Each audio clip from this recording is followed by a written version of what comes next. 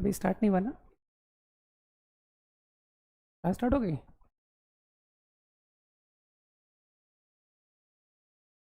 हो गया?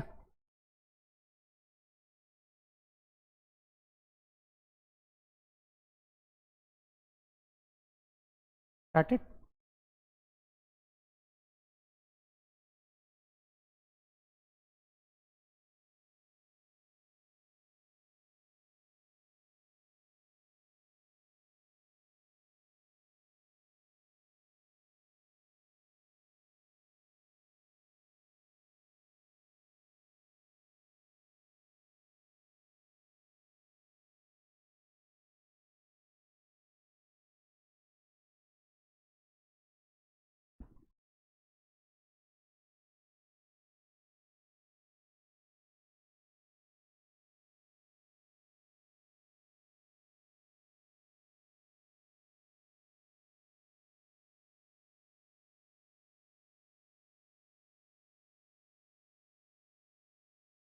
हो गया ऑन? Good afternoon. सुनाई दे रहा हूँ मैं? I can't see. अभी देख सकते हो? Good evening, good evening.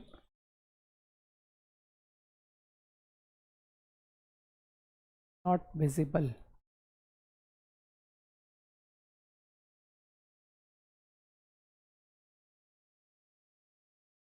Black screen.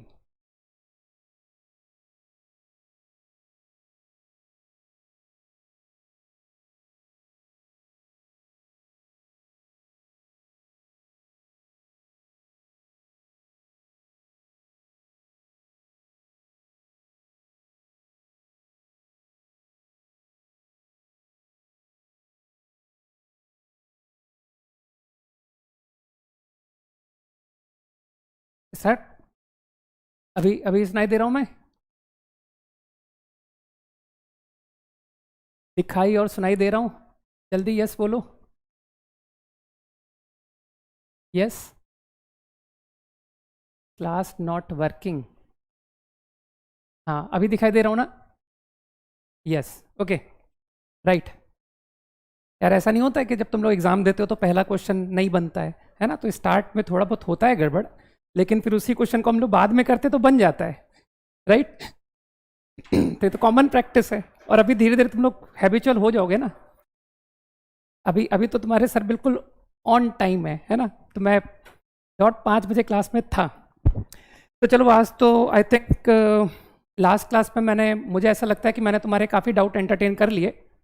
तो अब आज से प्योर है ना, मैंने कहा था कि आज जितनी बातें करनी है कर लो, अगली क्लास से कोई बातें नहीं होंगी अदर देन पढ़ाई, राइट?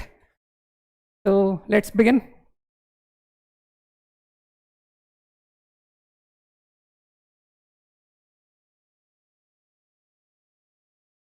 तो I think we are going to start functions. Agree? तो फंक्शंस मतलब कि हम लोग एक तरह से कैलकुलस स्टार्ट करने जा रहे हैं, जिसके कि वेरियस चैप्टर्स फंक्शन है ना, limits, continuity. In fact I will be taking inverse trigonometry function also, यहाँ पर ही लूंगा। ठीक है, next to functions we will be taking inverse trigonometry functions. Fine. तो कैलकुलस, बेसिकली कैलकुलस में हम लोग क्या पढ़ते हैं, है ना? तो इनफैक्ट आप, जो कैलकुलस डेवलप हुआ वो मेनली फिजिक्स के रीजन से डेवलप हुआ, है ना? तो वाइल स्टडिंग मोशन प्रॉब्लम्स आए, है ना? तो मोशन को स्टडी करने के लिए मेनली कैलकुलस डेवलप हुआ, right? You can say motion, growth. So that's why calculus is developed, right?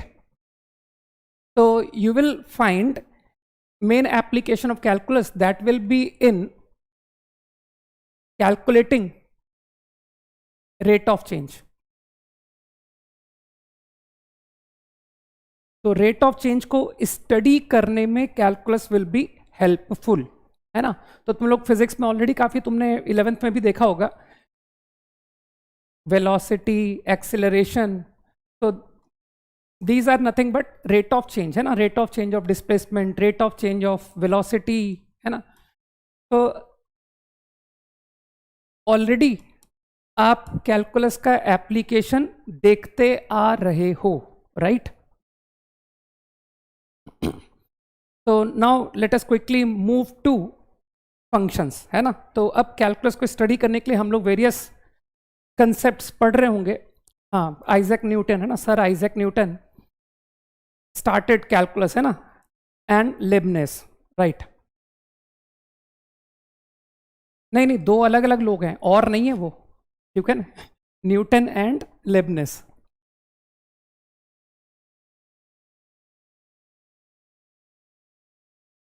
तो let us begin with functions.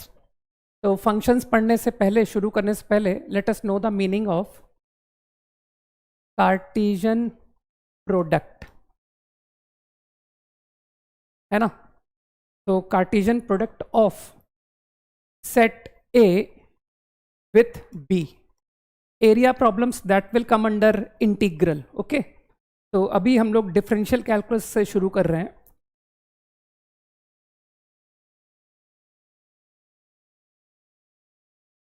So let's know the meaning of Cartesian product. Set A with B, notation is like this.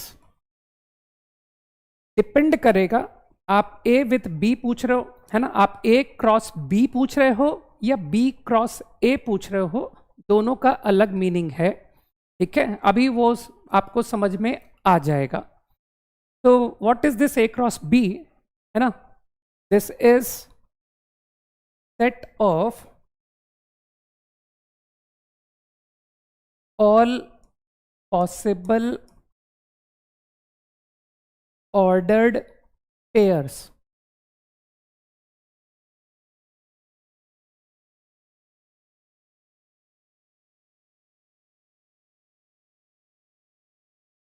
of elements from set A and B। अभी मैं सब formulate करता जाऊंगा, अभी एक fundamental सा meaning समझो कि what is A cross B, है ना? Cartesian product of A with B, it is set of all ordered pairs of elements from A and B। तो एक्चुअली A क्रॉस B, अभी ऑर्डर्ड पेयर का मतलब समझोगे तुम। A क्रॉस B, अगर आपने A क्रॉस B पूछा है तो A cross B will be defined like this: set of ordered pair AB such that, है ना, this symbol stands for such that A belongs to capital A and B belongs to capital B. This is the definition of A cross B, right? तो quickly आप साथ के साथ note down भी करते जाओ, ठीक है? I am giving you 30 seconds to note down quickly, because अब इतने स्पेस में तो मैं और लिख नहीं पाऊंगा, है ना? तो क्विकली इसको नोट करो तो मैं आगे नेक्स्ट स्लाइड पे मूव करूं।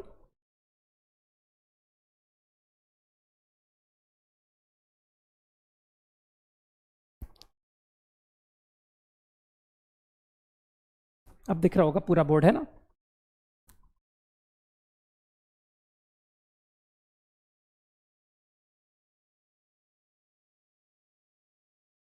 जब B क्रॉस A की बात होगी तो ये ऑर्डर्ड पेयर इंटरचेंज हो जाएगा। योर फर्स्ट एलिमेंट, है ना, तो अगर A क्रॉस B लिखा है तो first element is of A set and second is of B set.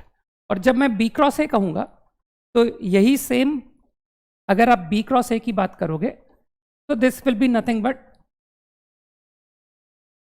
First element will be of set B, okay? बस इतनी सी बात है।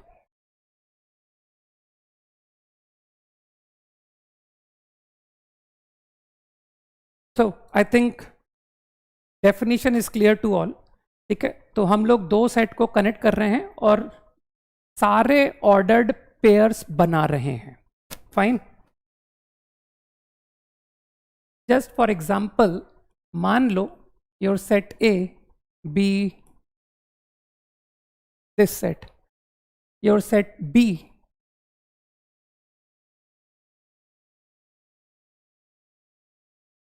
with this set, right? So what is going to be A cross B?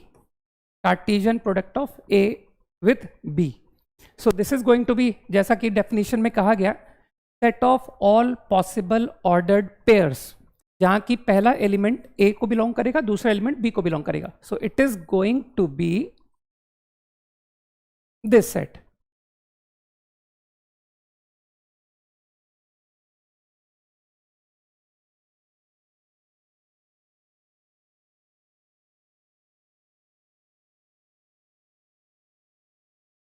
Fine. This will be A cross B. मुझे ऐसा लगता है कि तुम B क्रॉस A समझ गए, है ना? B क्रॉस A तुम खुद समझ गए ना कि सर ऑर्डर्ड पेयर इंटरचेंज हो जाएंगे, दैट्स इट. अब कॉमन सेंस से I think you are getting the point कि जो A क्रॉस B सेट है उसका जो एलिमेंट है ना, दिस इज अ सेट, तो उसका एलिमेंट देख पा रहे हो कि एलिमेंट ये ordered pair is one element. नहीं, मैंने अभी नंबर ऑफ एलिमेंट नहीं पूछा, मैंने कहा एलिमेंट समझे तुम. Ordered pair is the element, this ordered pair, है ना? तो A क्रॉस B का जो एलिमेंट है that is a ordered pair. तो अब अगर मैं तुमसे बात करूं फॉर दिस एग्जांपल कि how many number of elements A cross B will have, है ना? तो आई थिंक आपने आंसर कर दिया था, है ना? मैंने देखा यहाँ पर answer you have given, that is 6. अरे गिन लो यार, है ना? जिसको परमुटेशन बिल्कुल भी नहीं आता वो गिन लेगा, और जिसको परमुटेशन आता है वो कॉमन सेंस से बोलेगा कि this element 3 choice, next element again 3 choice, है ना? तो 3 + 3 6, दैट इज, या फिर कह दो 2 × 3, राइट? तो number of ordered pairs are going to be 2 × 3.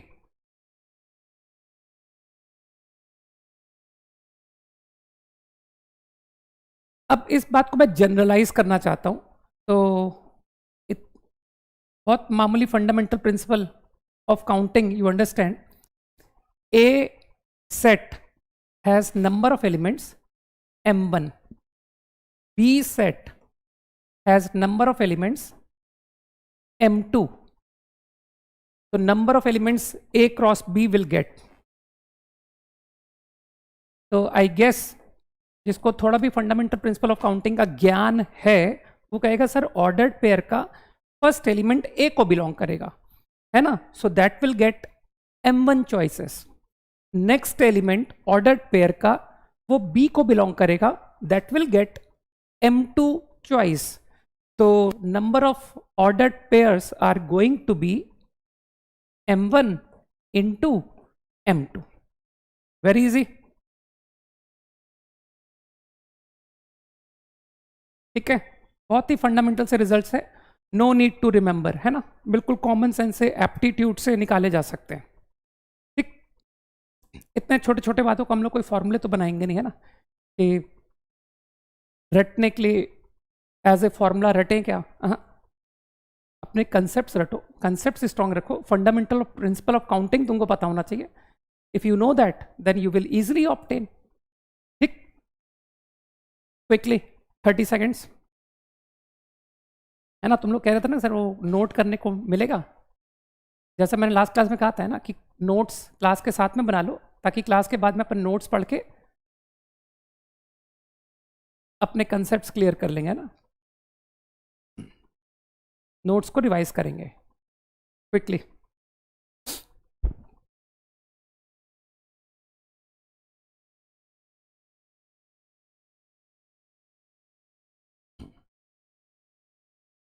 Done, noted. Fine.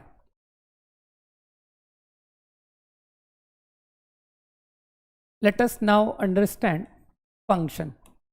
What is a function?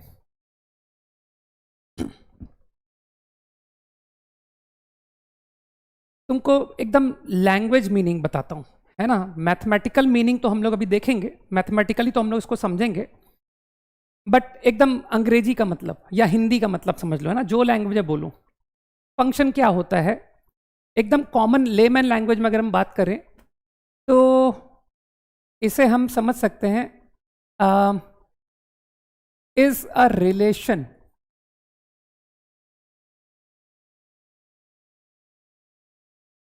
between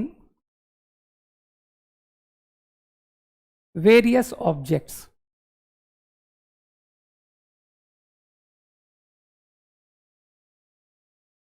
function क्या करेगा, ये ऑब्जेक्ट्स को रिलेट करेगा, ठीक है, ये आपको रिलेशन बताएगा बिटवीन ऑब्जेक्ट्स। बहुत सिंपल से एग्जांपल की बात करते हैं। अगर मैं बात करूं वॉल्यूम ऑफ अ क्यूब, एक क्यूब के वॉल्यूम की बात करें, ठीक है, तो यू विल इजली से कि volume of a cube is the function of its side.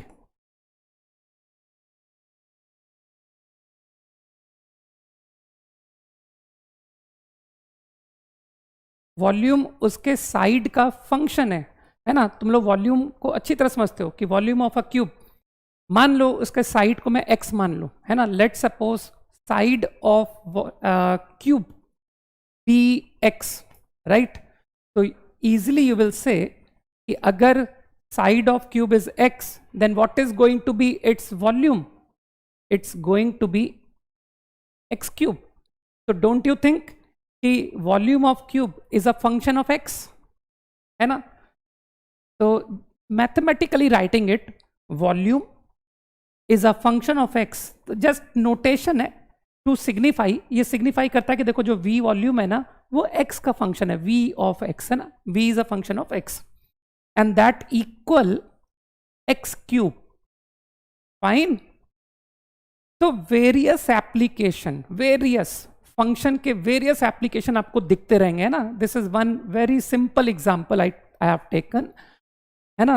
और तुम समझ रहे हो कि सर मैक्सिमम तो फिजिक्स में काम आता है ना, तो आप एक बढ़िया सा फिजिक्स का एग्जांपल बोल दो कि किसी टाइम t पर जो वेलोसिटी है that is a function of initial velocity, acceleration, time, है ना।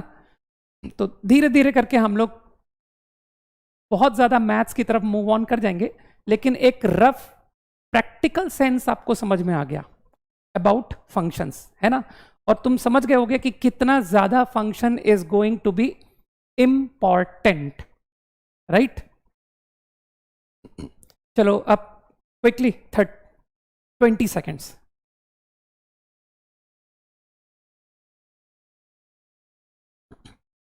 मैंने कहा ना this is a offline class, है ना, तो जैसा ऑफलाइन में होता है वैसा ही करूंगा यार, है ना।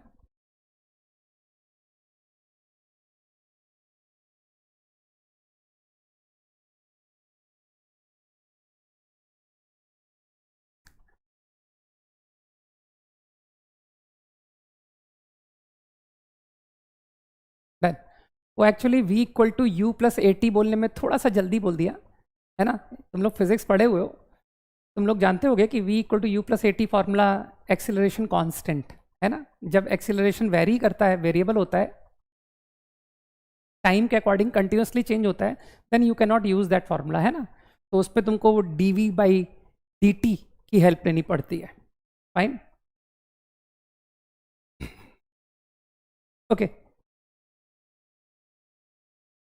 अब थोड़ा सा फंक्शन का फॉर्मल डेफिनेशन ले लेते हैं, मैथमेटिकल डेफिनेशन ले लेते हैं।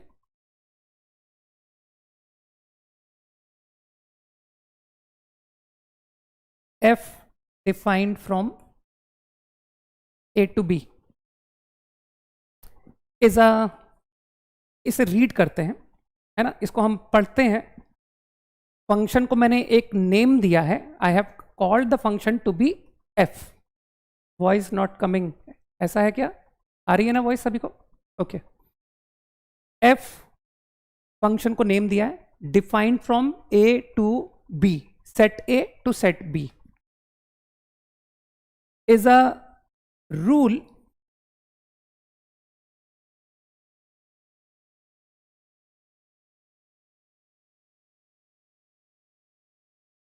that assign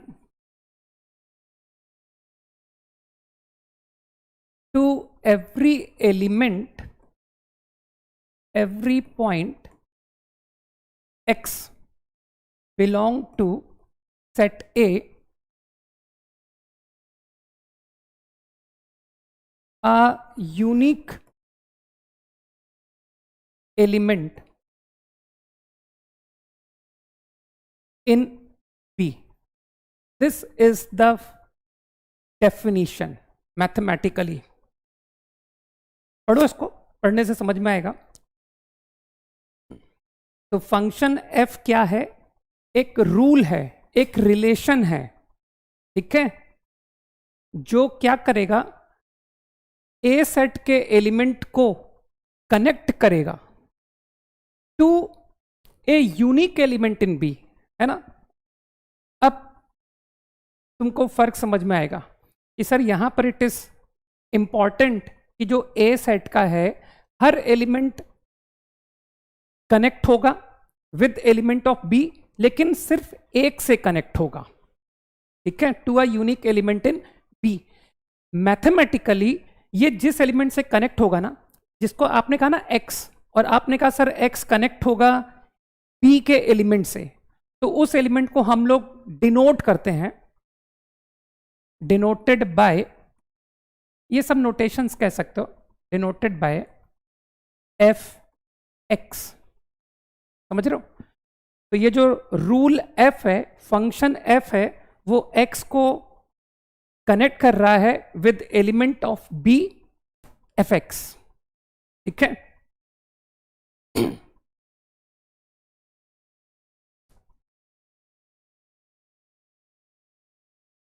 quickly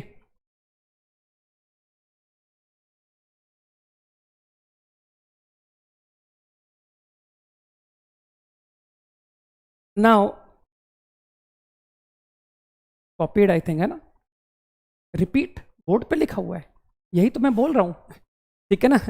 function F A के एलिमेंट, ए का एलिमेंट मैंने एक एग्जाम्पल लिया x, है ना, कोई एलिमेंट है x, तो वो जिस b सेट के एलिमेंट से कनेक्ट हुआ है that is f of x, ठीक.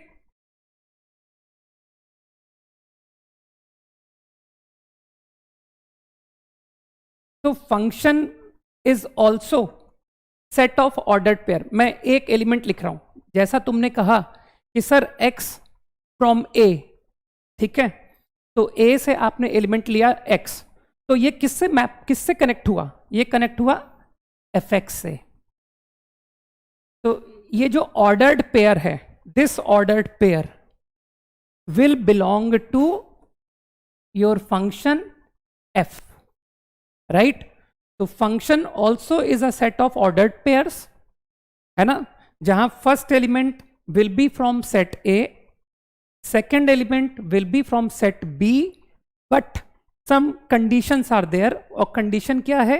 A का हर एलिमेंट कनेक्ट होना चाहिए और A का हर एलिमेंट केवल एक से ही कनेक्ट होगा, ठीक है. अभी ये सब चीजें क्लियर होती चली जाएंगी. I guess idea clear now. Quickly, है ना, 10 more seconds, फिर शिफ्ट करते हैं.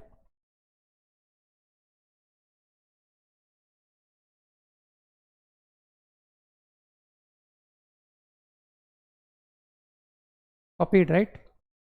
Yes.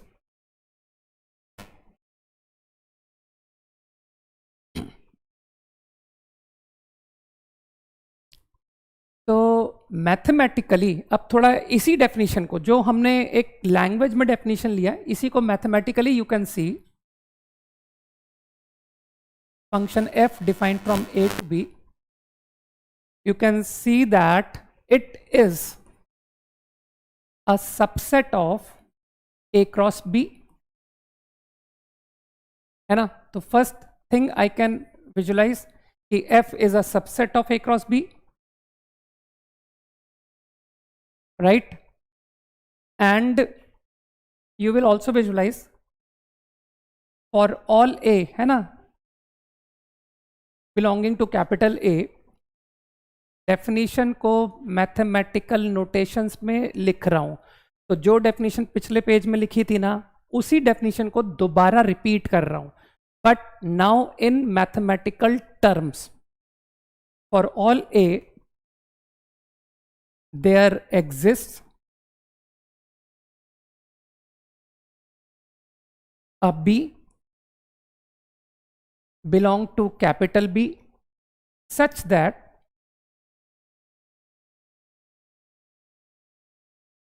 A comma B belong to F, right? तो पॉइंट को समझते जाओ कि फंक्शन कब है. This is a function when, है ना, this is a f defined from A to B is a function if it satisfies my conditions. First condition, f is a subset of A cross B. Second condition, है ना, तो second condition से तुमको क्या समझ में आ रहा है?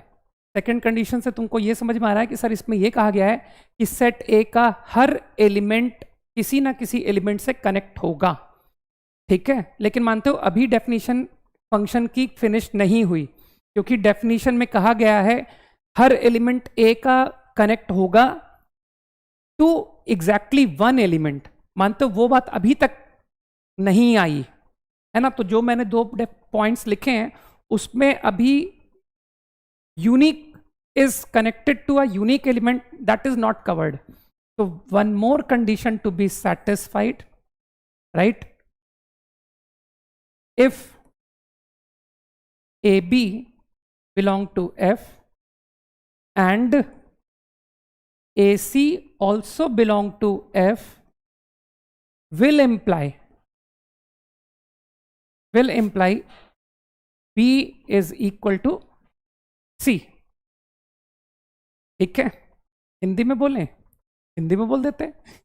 देखो हिंदी में बोल रहा हूं, F is a subset of A cross B, है ना. शानदार हिंदी बोल दी ना. नेक्स्ट, A, हर एक A के लिए कोई ना कोई नंबर B सेट में होगा जिससे कि AB ordered pair function F को बिलोंग करेगा, ठीक है. और ये थर्ड कंडीशन को पढ़ो, ये भी समझ में आएगा कि सर अगर AB F को बिलोंग कर रहा है, AC बिलोंग कर रहा है, तो B और C को इक्वल होना पड़ेगा. समझ में आया कुछ, है ना. ये तुम्हारा unique, A should be connected to a unique.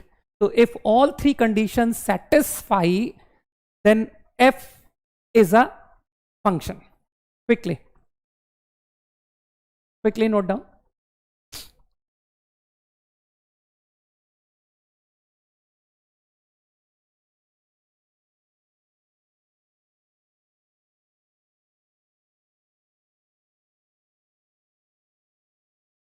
अरे यू डोंट वरी, है ना.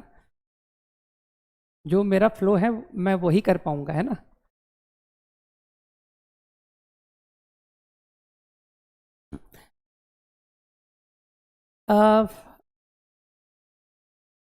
इसमें कोई कह रहा है कि सर प्रॉपर सबसेट, मैंने वैसे नोटेशन प्रॉपर का लगा दिया ना, लेकिन तुम सोच सकते हो कि सर ऐसा एग्जाम्पल भी तो कोई हो सकता है जिसमें ए सिंगल एलिमेंट हो. तो तुम एक काम करो, एक इक्वालिटी भी अलाउ कर दो यार, इक्वालिटी भी अलाउ कर दो, है ना, कि सर ए सेट में single element one is there, B में सिंगल, अभी एग्जाम्पल्स पर मैं आ रहा हूं, है ना.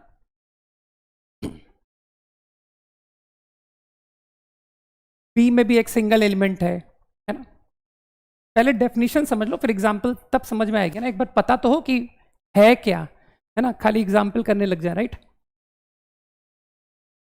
Okay, copied, right. Third why important, क्योंकि वो डेफिनेशन में कहा गया था, है ना. Fine.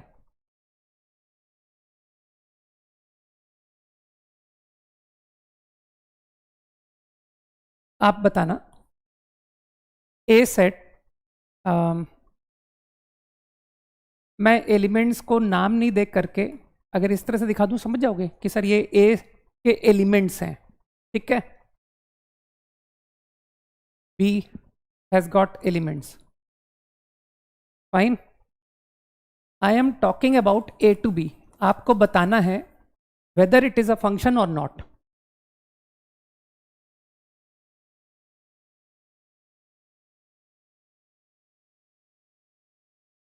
Defined from A to B, तो ये जो भी मैंने कनेक्शन बताया है ए और बी को, जो मैंने रिलेट किया है बाय सर्टेन रूल, जिस भी रूल से मैंने कनेक्ट किया है, बताओ it is a function or not.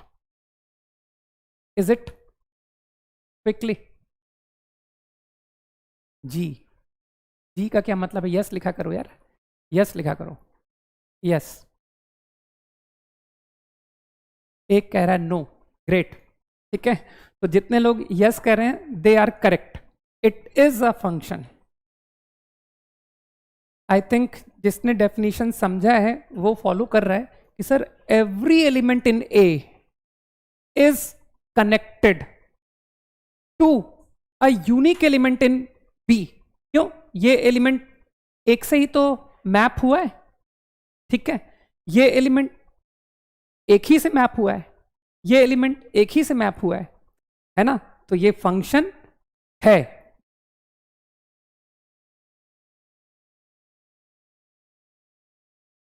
Again I am talking about A to B. तुमको बताना है whether it is a function or not.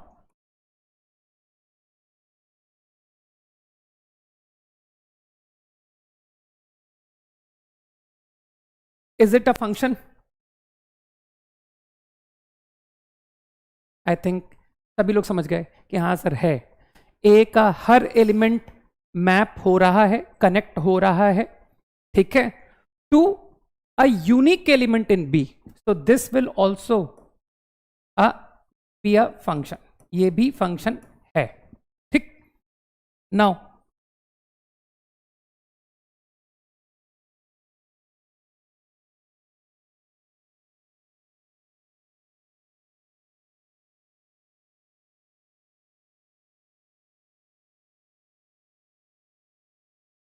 what about this defined from A to B?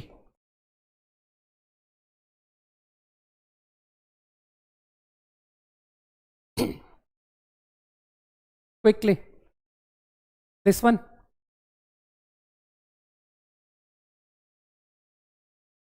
Yes, surprise मत दो यार मुझे।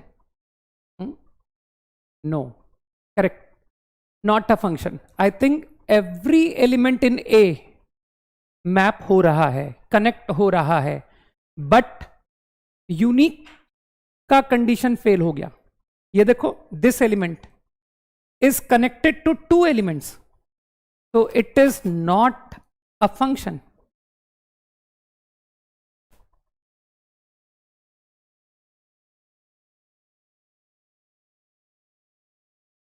Easy, बहुत आसान है, ठीक है। Quickly, 10 seconds only.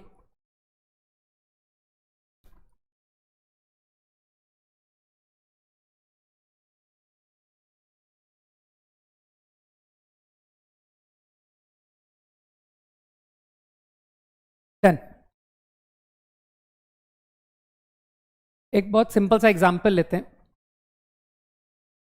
Let's say A set consists of elements. B set consists of elements, ठीक है। तो तुम फंक्शन को इतना तो समझ चुके हो कि sir function is a relation by which we connect A and B, है ना, सेटिस्फाइंग कंडीशंस। और कंडीशन क्या होती है तुम जानते हो। कंडीशन क्या होती है? ए का हर एलिमेंट रिलेट होना चाहिए और सिर्फ एक से रिलेट होना चाहिए, है ना। तो अब मैं तुमको एक रिलेशन बताता हूं कि किस रिलेशन से तुम ए और बी को कनेक्ट करोगे। तो मैंने तुमको रिलेशन दिया by this rule, this is the rule, square of. Using this rule you have to connect A to B, है ना। तो एफ रूल मैंने डिफाइन किया है बाय स्क्वायर ऑफ। तो तुम समझते हो ना रूल क्या करता है। रूल, ये रूल इसके ऊपर अप्लाई होगा कि सर आप कह रहे हो 1 के ऊपर स्क्वायर ऑफ रूल लगा दो, स्क्वायर ऑफ 1, है ना। So that will B 1 square which is 1। फिर आपने कहा now applying rule over 2, square of 2, so you will get 2 square, which is 4. सही, and so on. And third one 3. तो given rule को अप्लाई करने से तुमको लगता है ऑर्डर्ड पेयर क्या बनेंगे? 1 will be mapped to 1, 2 mapped to 4, 3 mapped to 9. हाँ, इट इज अ फंक्शन. तो ये जो भी तुमने मुझे रूल बताया था, जो तुमने रूल मुझे बताया, that rule define a function, है ना? तो उसको तुमने नाम f दिया हुआ है. तो यू विल फाइंड कि सर ये जो f है ना, function is what? Function is a set of ordered pairs. तो यू कैन राइट कि 1, 1. आई थिंक ये मुझे आंसर मिल रहा है.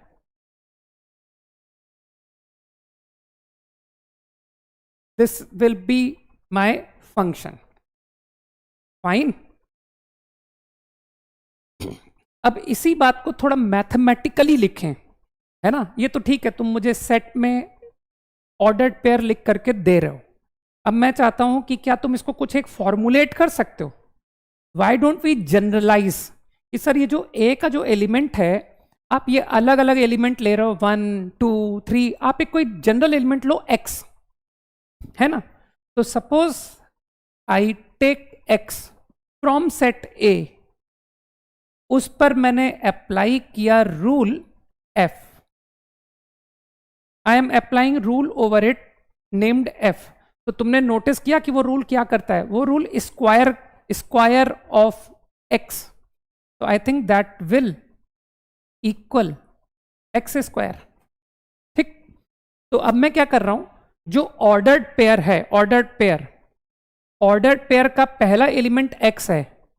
अब जो सेकंड एलिमेंट है जिसको तुम f ऑफ x कह रहे हो, अगर मैं उसको, तुम लोग की आदत होगी ना कि सर हम लोग XY कोऑर्डिनेट सिस्टम से फैमिलियर हैं, तो let me denote this f of x by y.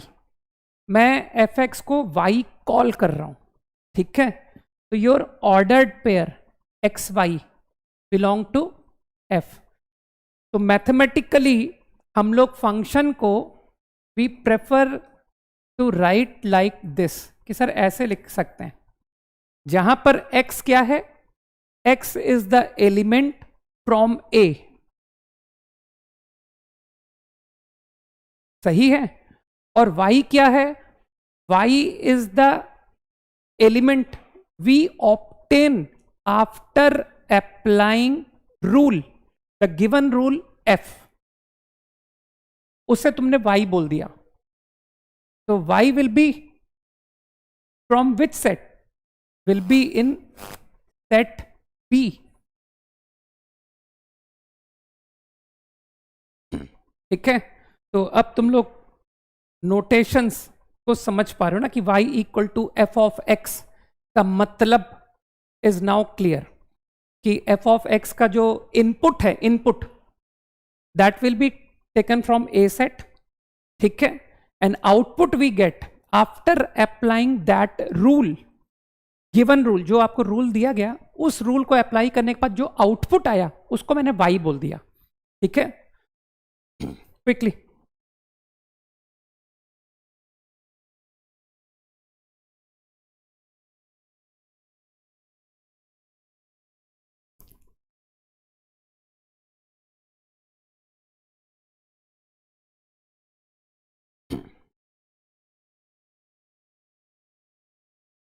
Copied. Next slide पे लिखूंगा. क्विकली कॉपी करो. जब समझ में नहीं आता है ना, तो मैंने क्या बोला, क्लास में कंसंट्रेशन पूरे टाइम एक जैसा रहे, ऐसा लगभग इम्पॉसिबल होता है. तो जब कुछ समझ में नहीं आए, कम आए, व्हाटएवर, तब भी जो बोर्ड में लिखा होता है ना, उसको नोट जरूर कर लेना चाहिए, क्योंकि क्लास खत्म होते ही मैं नोट्स को गो थ्रू करूंगा, और जब मैं गो थ्रू करूंगा तब मुझे बात समझ आ जाएगी. ठीक है ना? कि सर वो कोई एक छोटी सी बात आपकी जो बोल रहे थे वो मिस हो गई, तो इसलिए मेरे को थोड़ा समझ में आना बंद हो गया. ठीक है ना? तो इसलिए नोड्स की ये इंपॉर्टेंस है, राइट? फाइन। तो I think y is fx, mathematically speaking. तो समझो इस बात को कि from A set, from B set, है ना, आप क्या करते हो, आप f रूल के through, f from A to B, आप through rule f A to B को कनेक्ट कर रहे हो, ए को बी से कनेक्ट कर रहे हो। तो यहां का एक element x is mapped using this rule to some y. Got it? तो f रूल मैंने x पर लगाया और वो कनेक्ट हो गया y से। तो this is mathematically expressed like this. x पर f रूल लगाने के बाद जो वैल्यू आई fx, उसको मैंने y बोल दिया।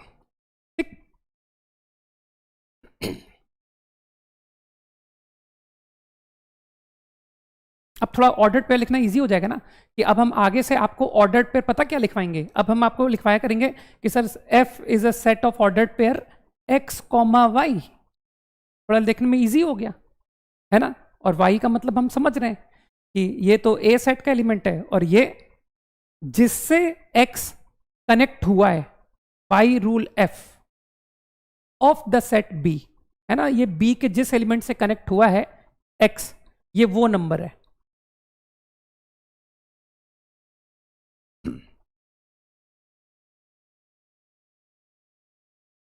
आई गेस कॉपीड नाउ, ठीक है?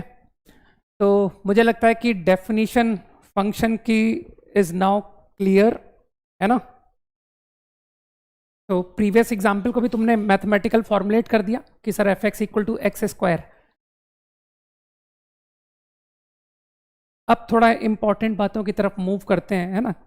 तब तक फंडामेंटल्स में जूझते रहेंगे ना कि सर बहुत हो गया, बहुत समझ आ गया function, definition is completely clear now, है ना? तो अब जब भी तुमको y equal to f of x दिया जाएगा, है ना, वो कुछ भी हो सकता है, वो फंक्शन कैसा भी हो सकता है, like x square plus x, ठीक, कैसा भी फंक्शन हो सकता है। अब मेरा पॉइंट है कि फंक्शन को मैं y वर्सेस x ड्रॉ करना चाहता हूं, ठीक? तो before that, before coming to graph, थोड़ी सी डेफिनेशंस और ले लेते हैं। डोमेन,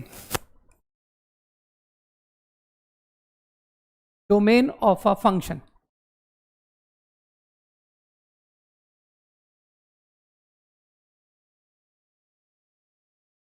f फंक्शन की डोमेन किसे कहते हैं, right? Set of all real values of x for which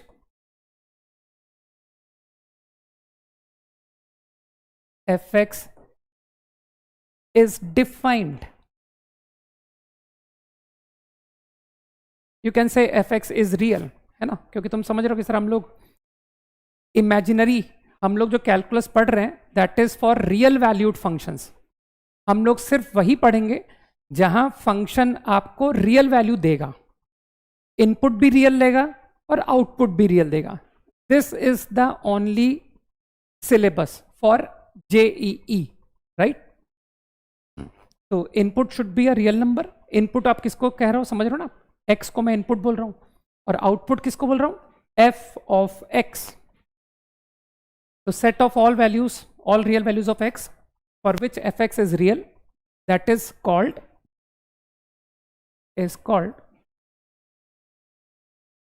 domain of f। Function named f की डोमेन है वो।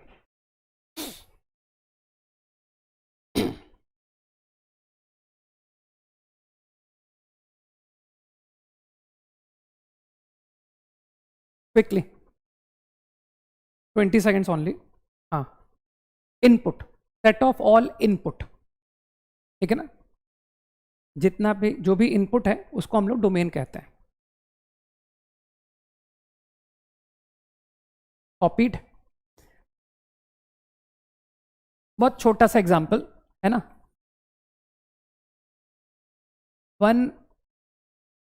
1/x-2, what will be its domain, इसकी डोमेन क्या है? तो कॉमन सेंस जिसको है वो जानता है कि सर 1/0 इज नॉट डिफाइंड, है ना, एक्सेप्ट इट। आप इस नंबर को सारी रियल वैल्यू अलाउ कर सकते हो, x-2 को 0, एक्सेप्ट 0, ऑल अलाउड। तो मेरे ख्याल से मैं डोमेन, नोटेशन समझना भैया ना, मैं डोमेन ऑफ f को इस तरह से डिनोट कर रहा हूं। तो easily my answer is all real except 2। Very easy, fine. ऐसे ही बहुत छोटी छोटी बातें, मामूली मामूली बातें, है ना, 11वीं में कुछ तो पढ़ के आए अपन, right.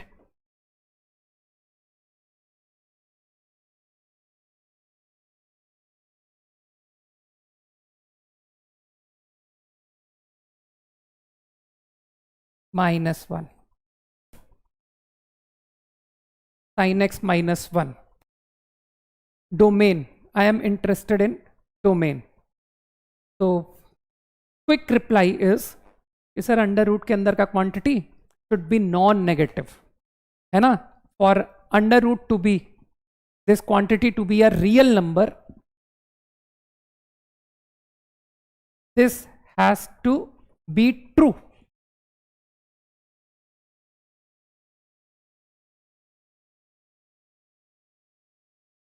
Very easy.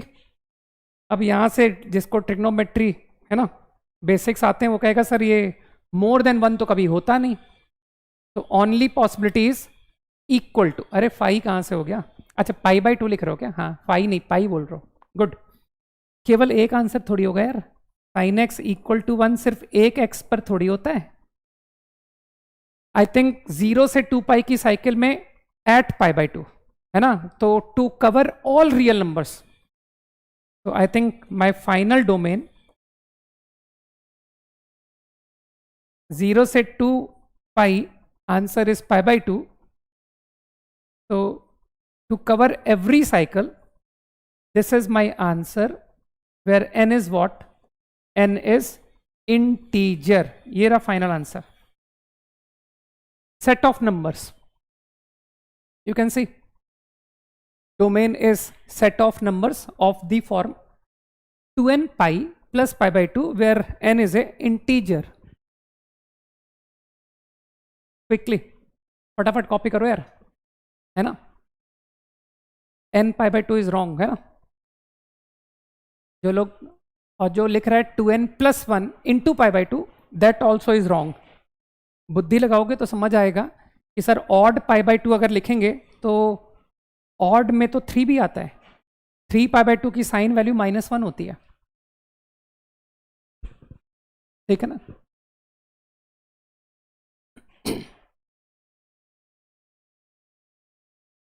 Copied, right, ठीक है। तो इसके हम लोग बहुत अच्छे अच्छे क्वेश्चंस करेंगे। अभी तो मैं बस तुमको एक फॉर्मल डेफिनेशन के थ्रू कुछ लाइट एग्जांपल्स दिखा पा रहा हूं, क्योंकि अभी मैं फंक्शंस, कुछ स्टैंडर्ड फंक्शंस में तुमको बताना चाहता हूं, है ना। तो पहले हम लोग कुछ स्टैंडर्ड फंक्शंस देखना चाहूंगा मैं, कि what is sine x, what is cos x, है ना, व्हाट इज मॉड एक्स। तो अभी अभी मैंने जो भी एग्जाम्पल दिए बहुत एलिमेंट्री दिए। चलो अच्छा, एक और एलिमेंट्री एग्जाम्पल दूं क्या?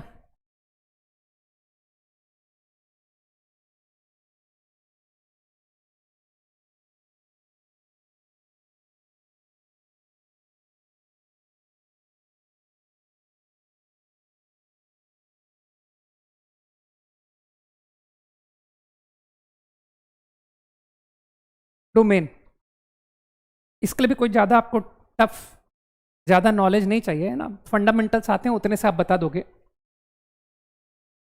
केवल फंडामेंटल डेफिनेशंस की हेल्प से हो जाएगा।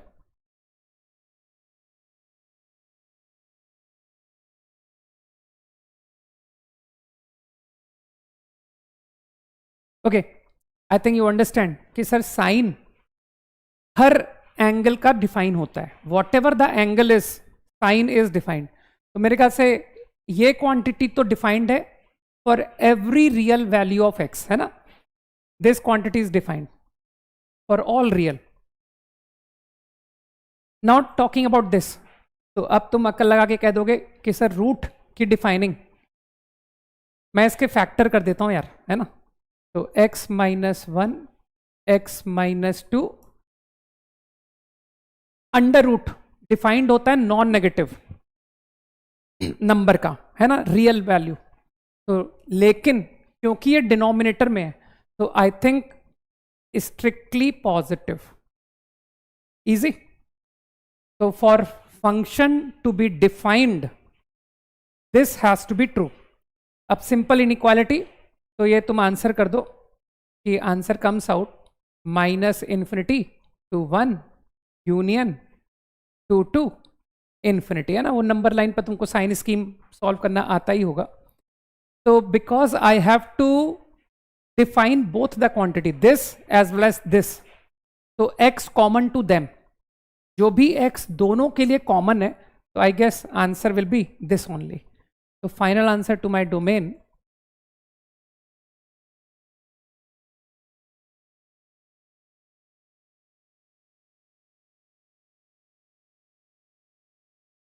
मेरे ख्याल से काफ़ी आसान बातें हो रही हैं ना। लग रहा होगा कि यार इतना इजी है क्या कैलकुलस, है ना। बिल्कुल आसान है, ठीक है। इनफैक्ट मैथ्स की सबसे इजी अगर कुछ पोर्शन है अगर मैथ्स में, अलजेब्रा, ट्रिग्नोमेट्री, कैलकुलस, है ना, कोऑर्डिनेट ज्योमेट्री, तो जो मेरा मानना है कि calculus is the easiest. Quickly फटाफट कॉपी करो।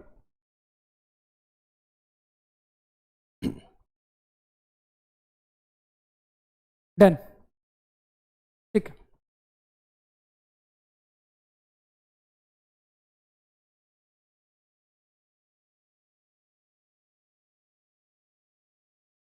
फोर्थ हुआ ना क्वेश्चन, ये लास्ट क्वेश्चन कौन सा लिया था मैंने? 3। ओके, बिल्कुल फंडामेंटल डेफिनेशंस है ना, का इस्तेमाल करके हम लोग कर रहे हैं।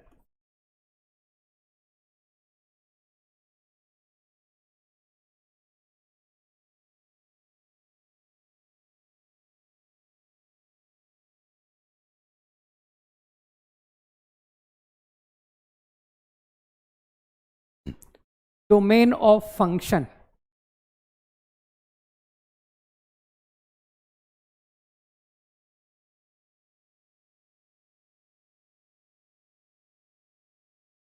तो आई गेस डोमेन लॉग की डिफाइनिंग का आइडिया सबको ही पता है कि sir base should be positive and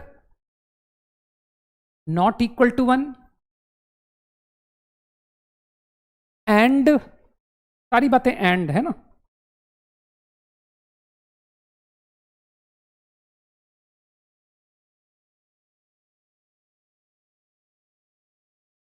and is positive. I think these are the set of conditions for log to be defined.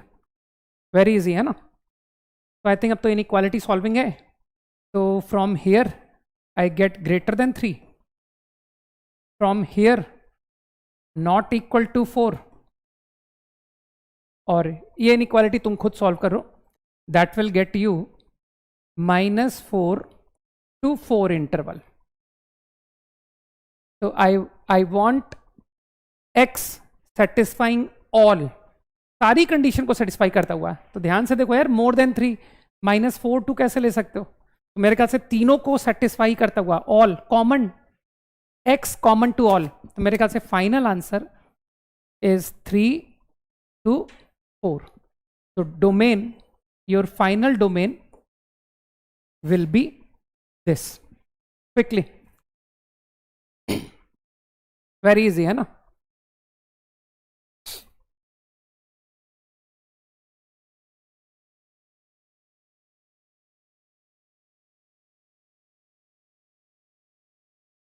Log की डेफिनेशन का इस्तेमाल किया था मैंने, just nothing else. 10 seconds only.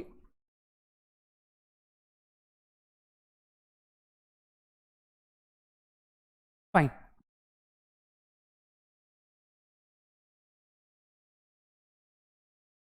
अब थोड़ा सा और डेफिनेशंस को आगे बढ़ाते हैं।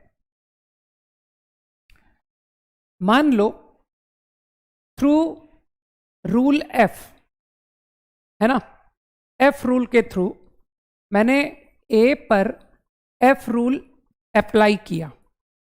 ठीक, ए पर मैंने एफ रूल अप्लाई किया and I got the output B. ठीक, A is connected to B by rule F.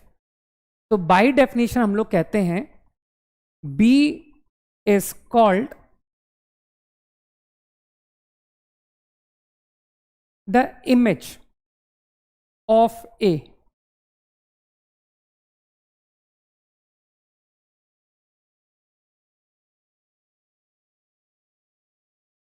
Image of A, B A की इमेज कहलाता है। ठीक है, under the rule F, under the rule F. ठीक है, इसी तरह से ए को हम लोग कहते हैं प्री इमेज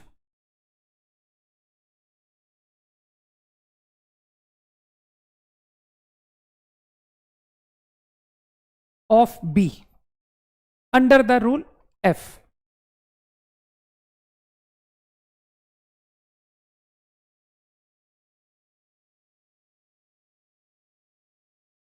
मैंने तुमको बहुत अच्छा तरीका बताया ना कि जो भी चीज़ कम समझ में आएगी, नहीं समझ आएगी, क्लास के बाद notes revise and everything will get clear. ठीक है ना।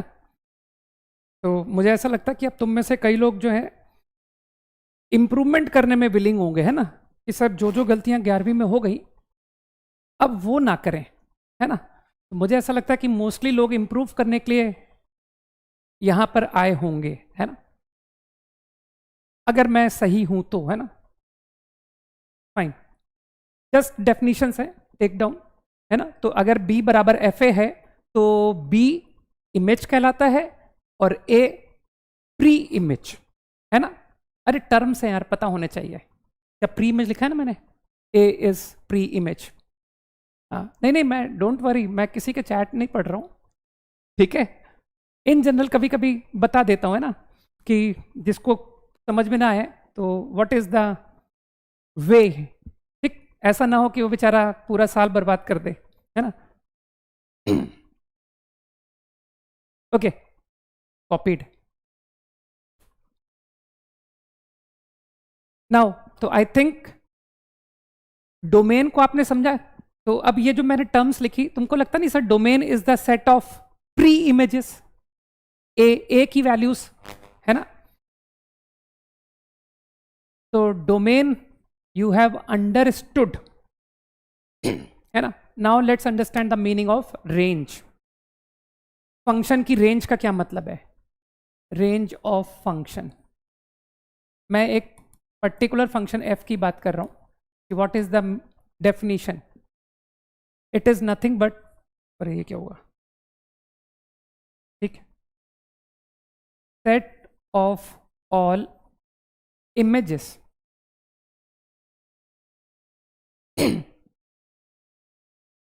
ठीक है। Range is nothing but set of all images, right. तो वो एक बहुत छोटा सा एग्जांपल, क्योंकि रेंज में देखो थोड़ी सी दिक्कत आएगी, है ना। रेंज के लिए मुझे थोड़े फंक्शन पर कमांड होना जरूरी है, मुझे कुछ अच्छे functions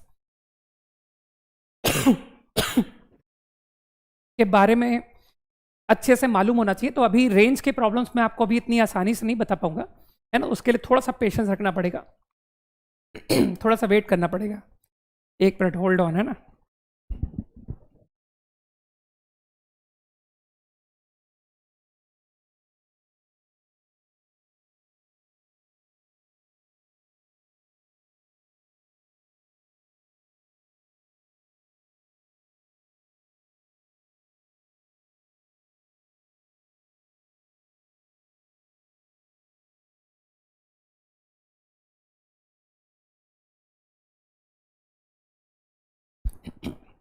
Okay, so set of all images is called range.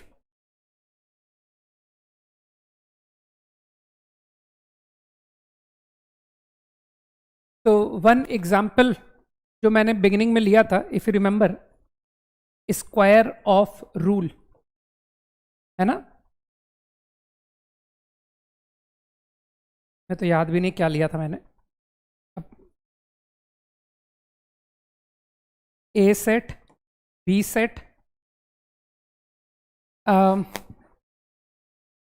F x is x square, है ना? I think I had taken this example, है ना? ये फंक्शन.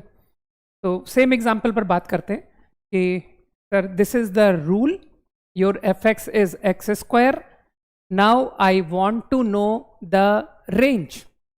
तो you understand?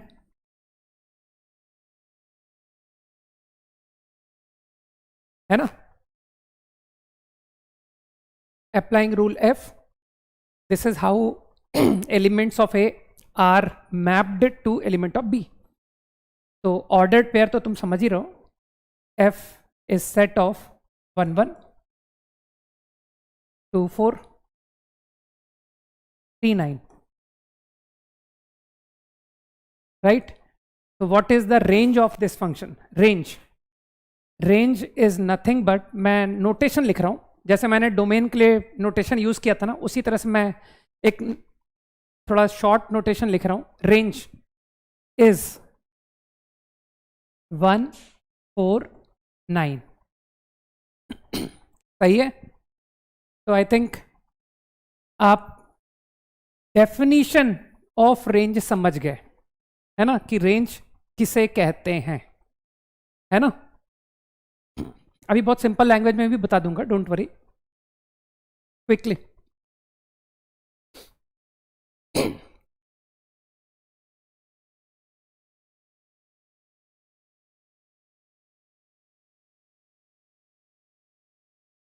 Copied.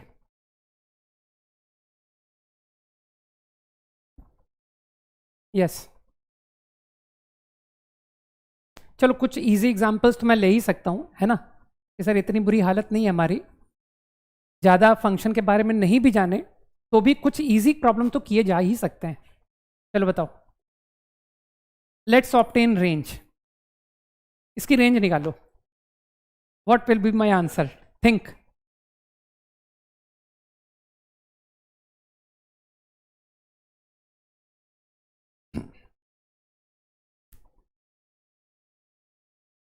What will be the range, है ना? तो मेरे ख्याल से कुछ लोग समझ पा रहे हैं कि सर इसकी रेंज भी एक्सेप्ट 0 आएगी. Except 0, all real except 0.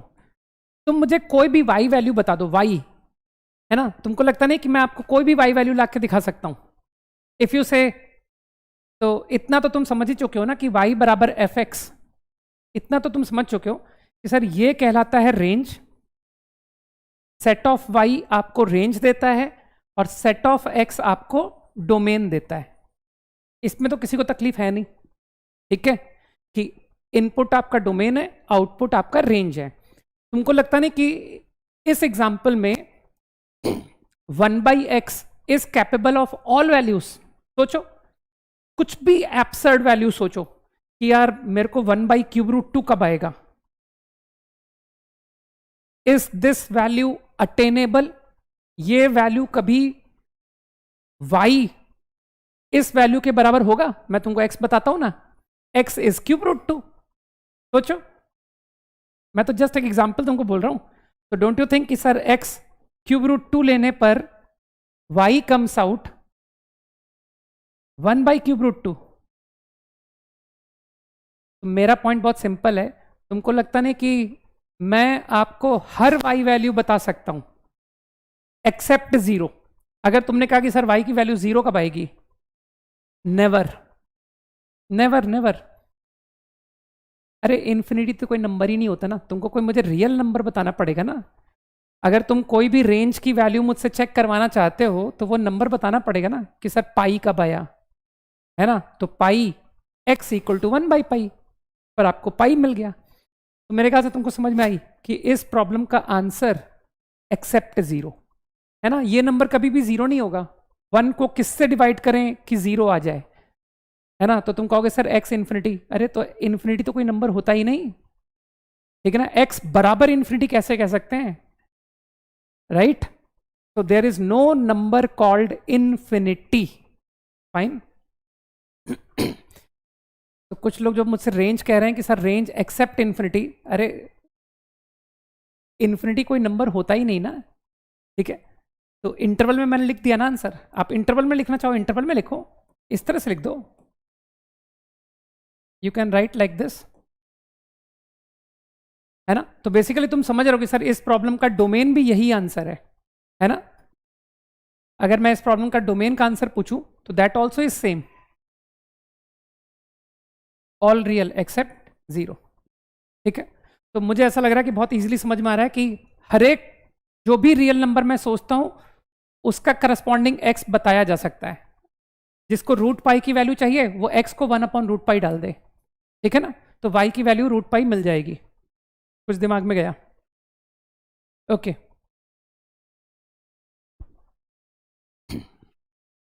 और कोई इजी एग्जांपल चाहिए रेंज का? चलो एक इजी एग्जांपल और देता हूं, इसका भी तुम आंसर कर लोगे, है ना। तो जितनी नॉलेज अभी है हमको, अभी हमको बहुत लिटिल नॉलेज है, लेकिन हम लोग इस प्रॉब्लम का भी रेंज डोमेन दोनों बता सकते हैं, domain range.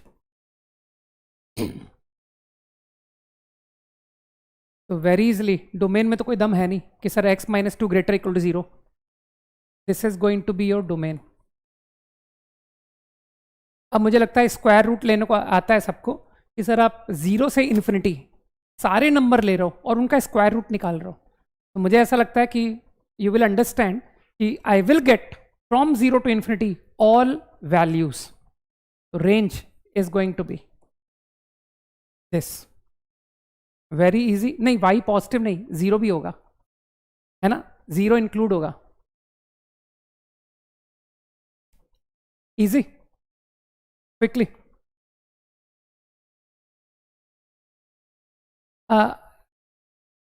Close interval 0 to infinity, है ना। जो लोग r+ लिख रहे हैं, r+, वो r+ में समझते हो ना कि जब r+ लिखा जाता है तो इसमें 0 इंक्लूड नहीं होता है, ये पॉजिटिव रियल नंबर्स दिखाता है। तो अगर मैं r+ लिखूंगा तो मुझे उसमें यूनियन 0 लेना पड़ेगा, ठीक है। तो मैंने आई थिंक मैंने बेस्ट वे में आंसर लिख दिया, जो सबसे इजी तरीका था लिखने का वो मैंने लिख दिया, ठीक। I think copied now. अब चलो थोड़ी सी अच्छी बातें करें, है ना, क्योंकि fine. Now I am coming to कि सर मुझे ना थोड़ा ग्राफ वगैरह सीखना है। मुझे ये जो फंक्शंस आप दोगे f(x = √x - 2), मैं इसको y वर्सेस x प्लॉटिंग में इंटरेस्टेड हूं, y वर्सेस x बनाना चाहता हूं, ठीक है। अब थोड़ा मुझको जो है ना बहुत हाई कंसंट्रेशन की जरूरत है, वरना क्या होगा, दिक्कतें बढ़ती चली जाएंगी तुमको, है ना। तो I want to sketch the graph of function. तो उसके लिए मुझे थोड़ी थोड़ी बातों की जरूरत होगी, राइट। तो टू स्केच द ग्राफ मैं कुछ पॉइंट्स आपको बताऊंगा, विच इफ आई नो, जब मुझे मालूम हो जाएंगे वो पॉइंट्स तो उसकी मदद से मैं आपको ग्राफ बना दूंगा, ठीक है। तो कुछ इंपॉर्टेंट पॉइंट्स जो कि हम लोग ग्राफ बनाने के लिए फॉलो करेंगे वो क्या है,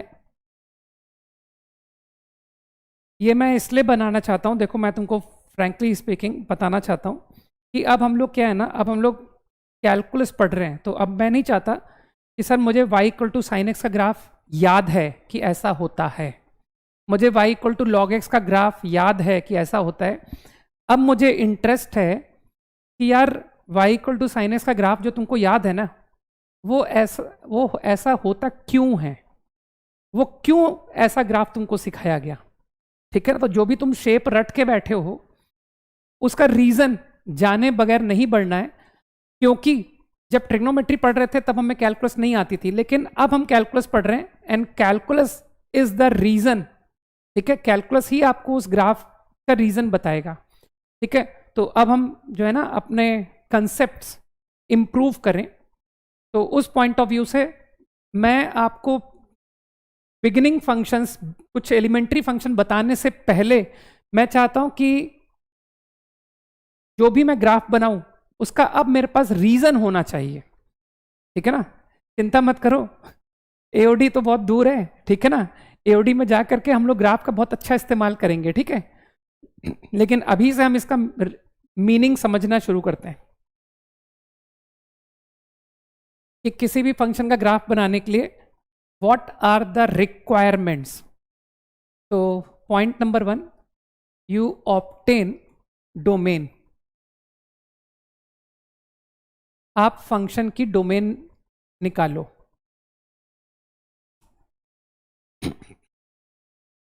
और आपको मैं एक बहुत इंटरेस्टिंग बात बताता हूँ, ये जो बातें मैं, है ना, कुछ लोग कह रहे हैं सर ये एओडी में आएगा, ये जो बातें हैं ये मैं 11th क्लास के बच्चे को पढ़ाता हूँ। ठीक है ना,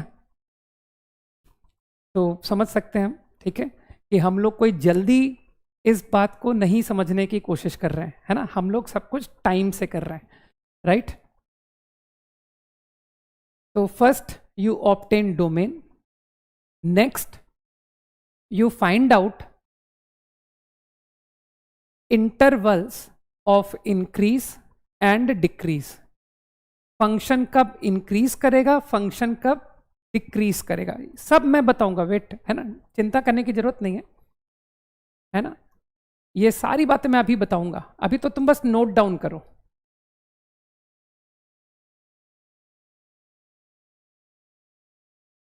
कैसे फंक्शन इंक्रीज चेक होगा, कैसे डिक्रीज होगा, मैं सब बताऊंगा, सब। ठीक है, एक बार पहले पॉइंट नोट डाउन कर लेते हैं। ठीक है,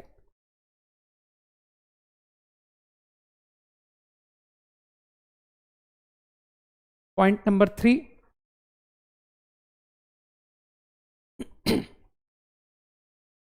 चलो एक काम करते हैं यार, इसको ना थोड़ा आगे लिखते हैं, मैं एक एक करके, मुझे ऐसा लगता है कि पहले मैं तुमको इंक्रीज डिक्रीज से थोड़ा फैमिलियर करा दूं, उसके बाद शायद तुम इन पॉइंट्स को एंटरटेन करोगे ना, तो मैं इस स्लाइड पे लौट के आता हूं, है ना, इसको अपन आगे मूव करते हैं।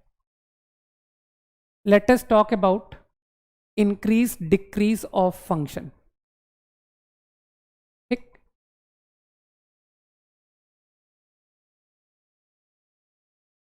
तो जो इसकी एग्जैक्ट डेफिनेशन है ना, वो तो मैं भी आपको एप्लीकेशन ऑफ डेरिवेटिव में ही पढ़ाऊंगा, है ना, लेकिन मैं अभी तुमको इसका सिग्निफिकेंस ग्राफ में बता देता हूं कि ग्राफ में आप इंक्रीज फंक्शन कैसे चेक करो। y वर्सेस x, है ना, मुझे y वर्सेस x एक ग्राफ बनाना है, एक इंक्रीजिंग ग्राफ। इंक्रीजिंग ग्राफ समझते हो, जब x बढ़ेगा तो what should happen to y, y के साथ क्या होना चाहिए, बढ़ना चाहिए, तब वो फंक्शन इंक्रीजिंग होगा। तो बस देख के बताना मुझे, इस ग्राफ को आप क्या कहोगे, इंक्रीजिंग कहोगे या नहीं? Is this A increasing function? ये इंक्रीजिंग फंक्शन है, नहीं है, यस नो, जल्दी बोलो, या कांट बी सेड, नहीं कहा जा सकता है इंक्रीजिंग है या डिक्रीजिंग है, जल्दी बताओ। यस, ठीक, तो दिख रहा है, अरे सबको पता है कि सर वाई एक्सेस वो नीचे से ऊपर है ना, तो ये देखो वाई बढ़ रहा है, इंक्रीजिंग। हाँ, फिजिक्स में इसका जरूरत पड़ता है। व्हाट अबाउट दिस ग्राफ, इस ग्राफ के बारे में क्या कहना है, इंक्रीज कर रहा है या डिक्रीज कर रहा है, या नथिंग कैन बी सेड? ये भी इंक्रीज कर रहा है, एक्स बढ़ने पर वाई बढ़ रहा है, ठीक। अब फिजिक्स में तुमको बताया गया होगा कि स्लोप, है ना, टेंजेंट का स्लोप, किसी भी पॉइंट पर टेंजेंट का स्लोप को dy बाई डी एक्स कहते हैं, एफ डैश एक्स, है ना। तो ये जो ग्राफ बनाया है मैंने, इसको तुमने खुद ने एक्सेप्ट किया है कि सर ये इंक्रीजिंग फंक्शन है। अच्छा, और कोई इंक्रीजिंग फंक्शन का टाइप भी समझते हो? मानते हो सर ये भी इंक्रीजिंग है, स्ट्रेट लाइन के अलोंग, ये स्ट्रेट लाइन है लीनियर, ये इंक्रीजिंग है, ये भी इंक्रीजिंग है। नहीं, मैंने ऐसा कोई एग्जाम्पल इसमें नहीं दिखाया है जो पहले इंक्रीज हुआ है फिर डिक्रीज हुआ है। ये जितने तीनों एग्जाम्पल हैं, तीनों स्ट्रिक्टली बढ़ रहे हैं। देखो घटना कभी शुरू हुआ ही नहीं ग्राफ का। ठीक है, लास्ट स्लाइड को दोबारा देखेंगे यार, वेट करो, लास्ट स्लाइड में अभी वापस आऊंगा। मैंने कहा ना लास्ट स्लाइड को अभी मैंने हाफ छोड़ा है, ठीक है, उसको मैंने कंप्लीट ही नहीं किया। अब तुमको जितना आइडिया है कि किसी भी पॉइंट पर टेंजेंट का slope, if I draw a tangent at any point, ये मैंने किसी पॉइंट पर टेंजेंट बनाया, तो तुम अच्छी तरह समझते हो कि स्लोप को dy बाई डी एक्स कहते हैं। ठीक है, तो ये fx का ग्राफ है, ठीक है, और dy बाई डी एक्स जिसको कि हम लोग f dash x notation, only notation, तो क्या तुमको लगता नहीं कि in this graph your f dash x is positive? ये लाइन है ना, तुमको लगता नहीं कि सर ये एक्यूट एंगल बना रहा है, जो टेंजेंट है making acute angle with x axis, है ना, तो यू विल एग्री सर ये तो पॉजिटिव है ना। अब जरा तुम दूसरा एग्जाम्पल देखो, इस एग्जाम्पल को देखो, तुमको लगता है कि इस एग्जाम्पल में भी at any point you draw tangent, तुम किसी भी पॉइंट पर टेंजेंट बना लो एट एनी पॉइंट,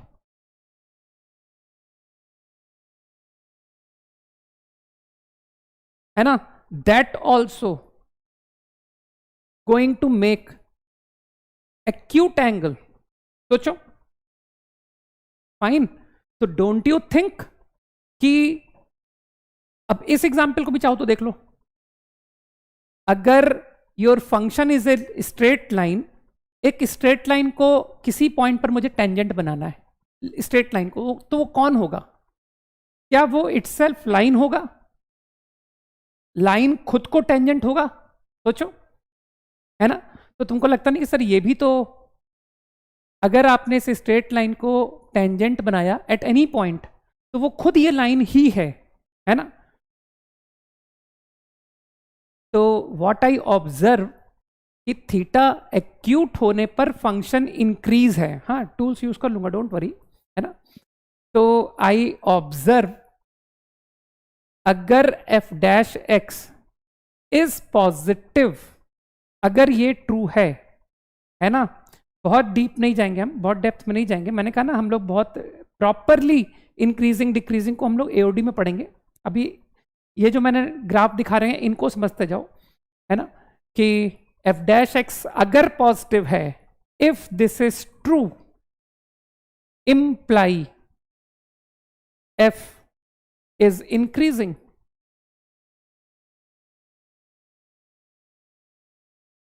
मुझे लगता है ये बात समझ में आनी चाहिए, ठीक है।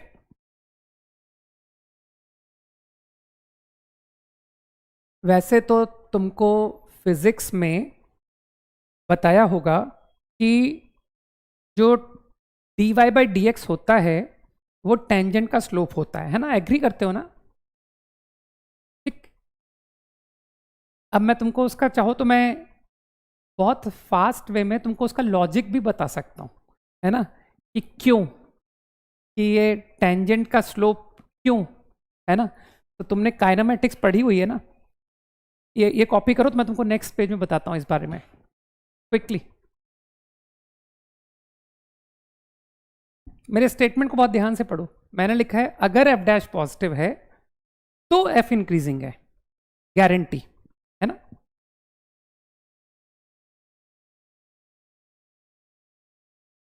Copied, right.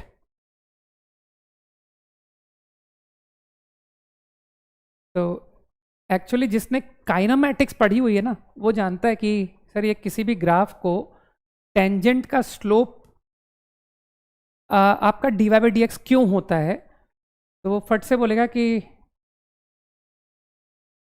कोई भी पॉइंट है x1 कॉमा y1, है ना, तो जिसको y1 इज fx1, तो fx2 माइनस fx1 एक तरह से रिवाइज हो रहा है तुम्हारा, है ना। अपॉन x2 माइनस x1, है ना। मानते हो ये काइनेमेटिक्स की लैंग्वेज में इसको तुम लोग कहते हो कि rate of change of f with respect to x, जिसको मैथमेटिक्स की लैंग्वेज में तुम कहते हो कि सर ये स्लोप है ना, दिस इज स्लोप। किसी पॉइंट x2 fx2, जिसको कि आपने y2 लिख दिया,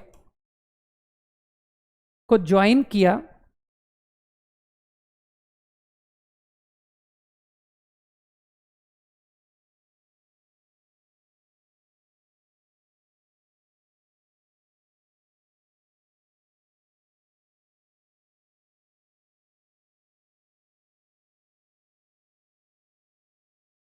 by straight line, right, agree, तो दैट इज द स्लोप। अब अगर मैं बोलूं कि आई मेक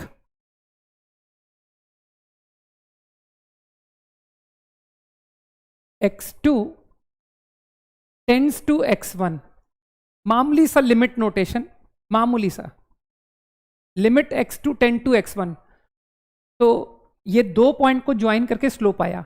अब तुम फील करो कि सर x2 को अगर हम बहुत पास लेके जाएंगे, x2 को ऑलमोस्ट x1 के पास लेके जाएंगे, तो सी व्हाट हैपन, है ना, तुमको नजर आएगा कि sir that line almost going to become, बहुत मुश्किल काम हो गया है, चलो उसके थोड़ा क्लोज लेते हैं।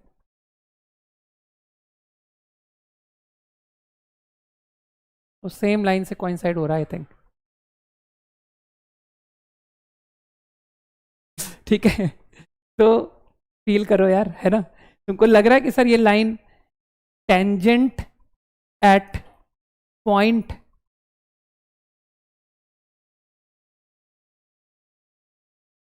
है ना, तो जैसे जैसे x2 को आप पास लाते जाओगे तो that line will tend to become tangent, ठीक है।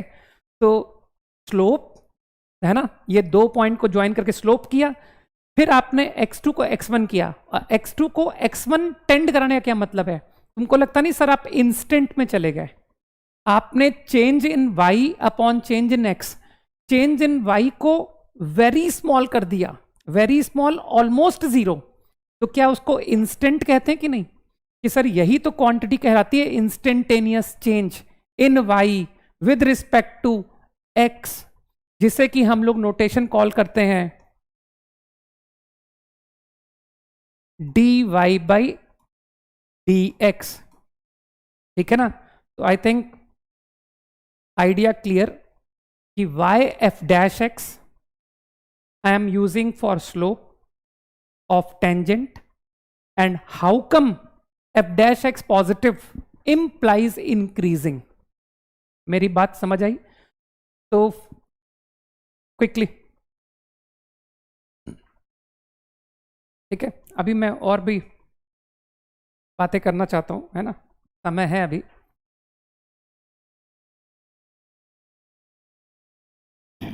हाँ, instantaneous rate of change, right, at every instant, तो change in y is very small, change in x is very small, so you understand कि we denote it by differential element, right, I think copied। तो I guess कि increasing function का idea is clear कि sir f dash x positive की मदद लो to decide f increasing, ठीक, copied.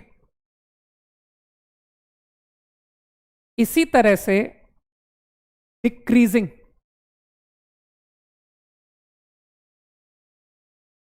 मैं basically आपको बताना चाहता हूं कि कैसे डिसाइड करेंगे फंक्शन इंक्रीज है फंक्शन डिक्रीज है, y वर्सेस x, मानते हो this is a decreasing function, जल्दी समझो, right, y versus x, this is a decreasing function, right, देखो ना, x बढ़ा रहा हूं, y घट रहा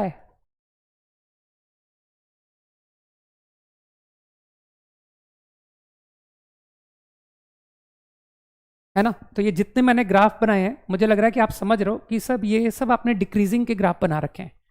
तो मैं कैलकुलेशन की बात करना चाहता हूं कि कैलकुलेशन में तुम लोग फंक्शन इंक्रीज फंक्शन डिक्रीज कैसे डिसाइड करोगे। तो मेरे ख्याल से आप समझ रहे हो कि सर आप टेंजेंट बनाइए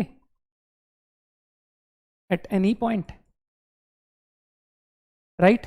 तो ऑब्जर्व हो रहा है कि now the angle is obtuse, and obtuse angle का tan थीटा नेगेटिव है ना। मुझे ऐसा लग रहा है कि हियर ऑल्सो किसी भी पॉइंट पर if I draw tangent, feeling आ रही है नहीं, है ना। फीलिंग बड़ी इंपॉर्टेंट है ना। तो मेरे ख्याल से सबको विजुलाइज हो रहा है कि सर टेंजेंट का स्लोप नेगेटिव, टेंजेंट का slope negative, obtuse angle, line तो खुद को टेंजेंट होता है हियर ऑल्सो। तो क्या मैं बोल दूं F dash x negative implies f is decreasing,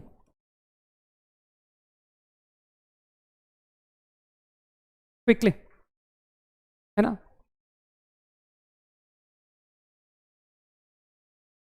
बिल्कुल वही लिखना जो मैं लिख रहा हूं, है ना, वही लिखना। ठीक, मैंने कहा है एफ डैश अगर नेगेटिव है तो फंक्शन डिक्रीजिंग होगा। Okay, got the point.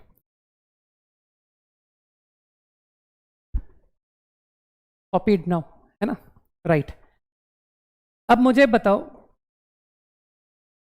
ये जो मैं ग्राफ स्केचिंग के पॉइंट्स लिख रहा हूं, है ना, कि मैं एक फंक्शन का ग्राफ बनाने जा रहा हूं and I am collecting some information. तो मैंने सबसे पहली इंफॉर्मेशन ये ढूंढी कि फंक्शन किस एक्स पर प्लॉट करोगे, है ना, for what x I will plot. Next information मैंने ढूंढा कि फंक्शन किस एक्स पर बढ़ रहा है एंड इन व्हाट इंटरवल घट रहा है। ठीक,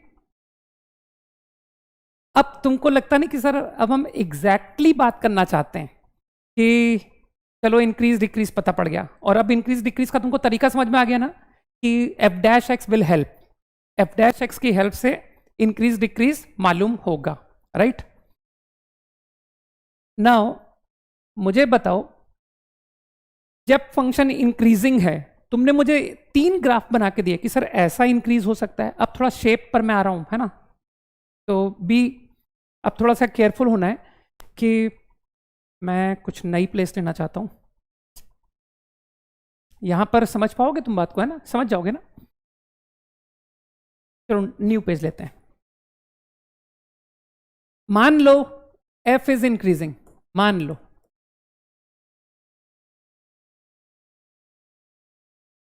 अब फंक्शन इंक्रीजिंग है। आई वांट टू नो कि सर कैसा इंक्रीजिंग कैसा बनाऊं। तुमको कंफ्यूजन आया कि सर ये बना सकते हैं, है ना, या ये बना सकते हैं, या ये बना सकते हैं। तुमको शेप को लेकर के कंफ्यूजन आया कि नहीं कि सर इंक्रीजिंग तो बना लेंगे, लेकिन कंफ्यूज हो रहा हूं मैं कि ऐसा शेप लेके बनाऊं। ये तुमको लग रहा है, कैसा लग रहा है देखने में कि सर ये कुछ यू नीचे से ऊपर की तरफ यू ओपन हो रहा है और ये ऊपर से नीचे की तरफ, है ना। तो मैं ये कंफ्यूजन रिमूव करना चाहता हूं कि यार किस तरह का shape my increasing function will follow. बात समझ आ रही है? ठीक है, तो now comes the idea of, है ना। अब ये जो शेप डिसाइड करने का कंसेप्ट है, that is what we study under the concept called concavity, function की कॉनकेविटी, राइट।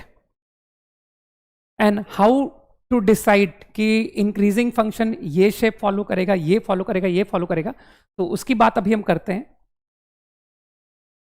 मुझे लगता है कि अब थोड़ी सी प्रॉब्लम हो जाएगी ना, क्योंकि टाइम अपना आगे जा चुका है।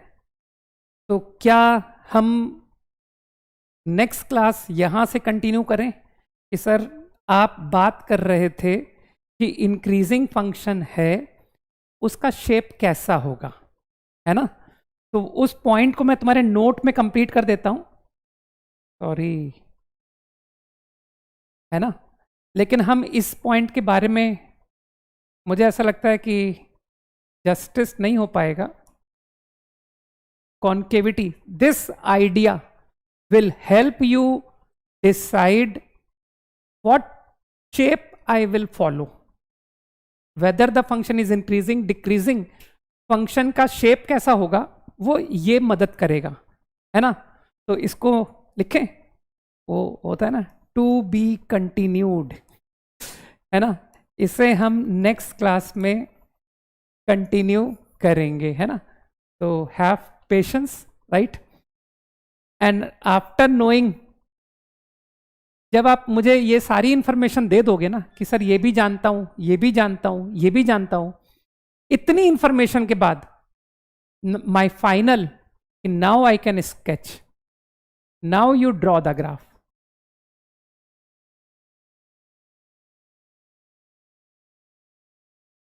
ठीक है? तो इस बात को हम अगली क्लास में कंटिन्यू करेंगे. ओके? अच्छा, अब एक बात और, तुम्हारे लिए मैं कुछ लेकर के आया था यार.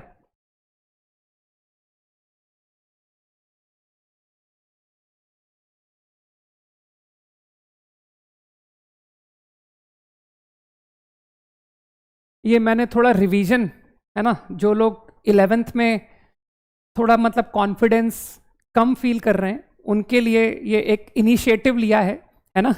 वो इनिशिएटिव ये है कि मैंने ट्रिग्नोमेट्री चैप्टर को अभी उठाया है, और चिंता मत करो, मैं पूरी ट्रिग्नोमेट्री नहीं पढ़ाऊंगा, लेकिन जो मस्ट है ना उतना तुम्हारा करा दूं कि आगे तुमको तकलीफ ना हो आगे. तो मैंने ये तुमको फॉर्मूले शीट दिए हैं कि what are the formula you have to remember. ठीक है? अभी इसके एडिशन भी बताता हूं तुमको मैं. ये फॉर्मूलेज हैं जो कि हम सजेस्ट करते हैं बच्चों को याद करने के लिए. ठीक है? अभी अभी इंटरेस्टिंग बात पर आ रहा हूं. अब इंटरेस्टिंग बात यह है कि जब तुमने सेट ऑफ फॉर्मूले सीख लिए, तो अभी मेरे पास कोई कैलकुलस का होमवर्क तो है नहीं, तो चलो क्यों ना ट्रिग्नोमेट्री के सर कुछ सवाल ही दे दो, इसी बहाने हमारी ट्रिग्नोमेट्री थोड़ी सी रिवाइज हो जाएगी, थोड़ा फ्लो वापस आ जाएगा. तो ये कुछ क्वेश्चंस मैंने दिए हैं, इनको करके आना. तो कल मैं बिगिनिंग में तो लेक्चर लूंगा, उसके बाद फिर ये प्रॉब्लम्स लूंगा, है ना, डिपेंडिंग ऑन टाइम. तो ये नेक्स्ट क्लास के लिए एक तरह से कह सकते हो कि सर कैलकुलस का होमवर्क नहीं है, तो कोई बात नहीं, ट्रिग्नो का होमवर्क कर लेते हैं. तो टोटल 17 क्वेश्चन है आई थिंक, तो इनको तुम ट्राई करके आना, है ना? मैंने स्लाइड्स दिखा दिए, बस ज़्यादा नहीं दिए मैंने, ओनली 17. Got the point? ठीक है? तो काफ़ी क्लास एक्सटेंड हो गई, है ना? तुम लोग के चैट मुझे दिखने बंद हो चुके हैं, तो कल मिलते हैं. ओके?